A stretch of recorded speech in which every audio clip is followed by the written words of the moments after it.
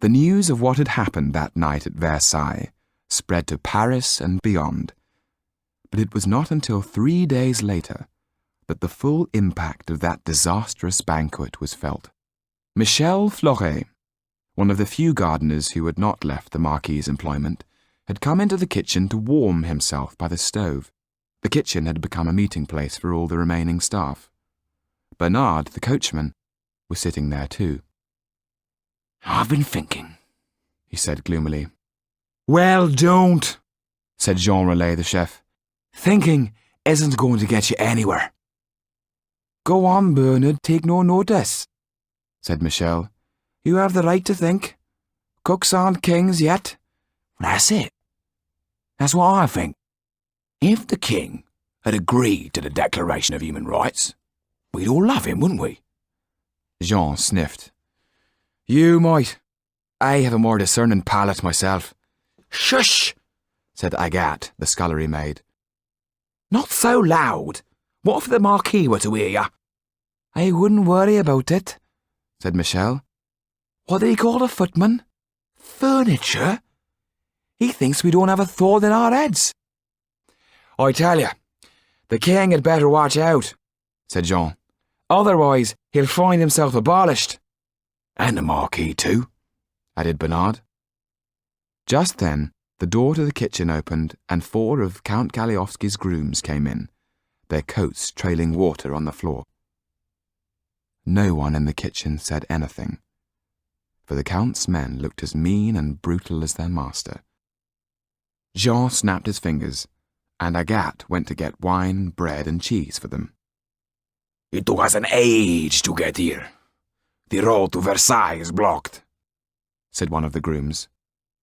"Blocked? By what?" asked Jean. Women, heaven help us. Maybe 10, 20, 30,000 of them." "Why? What are they doing?" "Gone to get bread and to kill the queen while they're about it."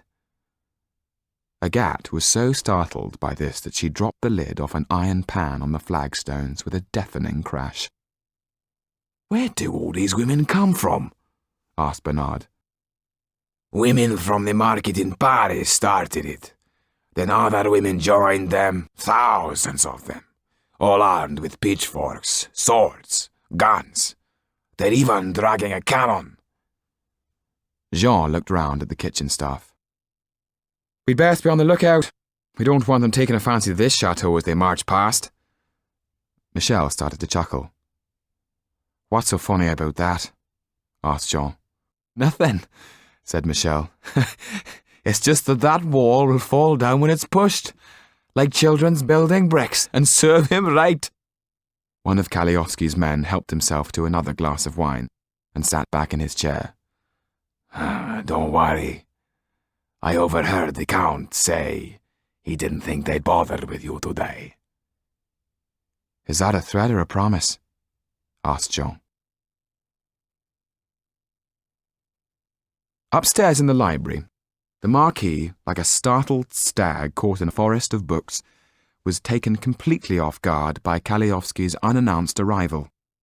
It took him a moment or two to take in the Count's appearance. His hair, instead of being powdered white, was black. Instead of his usual finery, he was wearing a plain black woolen jacket and woolen breeches with black riding boots that did not even have a red heel. As he placed his hat on a table, the Marquis saw that pinned to it was the revolutionary cockade. He stared at it in disbelief. "What foolish things you all did at Versailles this week, citizen," said the Count, helping himself to a glass of cognac. "Drinking to the health of the royal family, in short, forgetting your loyalties to the nation. Really, citizen, was this wise?" Citizen? Repeated the Marquis. "What nonsense is this?" Kalliowski clicked his heels. "I am Citizen Kalliowski, a friend of the revolution, at your service." "Impossible," said the Marquis. Then he laughed out loud. "Very good. I'd forgotten what a witch you are. You've come in disguise. Oh, very clever indeed." I am in deadly earnest, replied Citizen Kalliowski. I am here on business. As soon as the papers are signed, I will be gone. What papers? Have you already forgotten my very generous offer to you?